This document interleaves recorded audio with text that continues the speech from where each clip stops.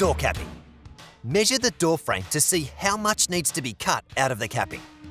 Then, using tin snips, cut out the area you don't need. Fit accordingly to the door frame. And fasten with a screw on the inside. Corner flashing. Position the flashing on each corner and rivet the flashing in place. Then, measure approximately 600mm from the top down and rivet the corner flashing to the wall sheets.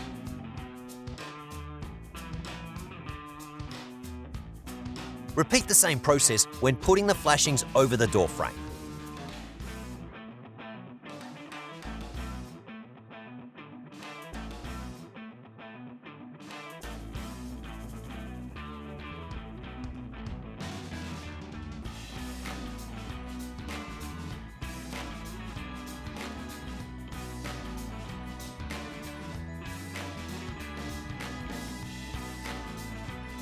Barge roll and ridge capping.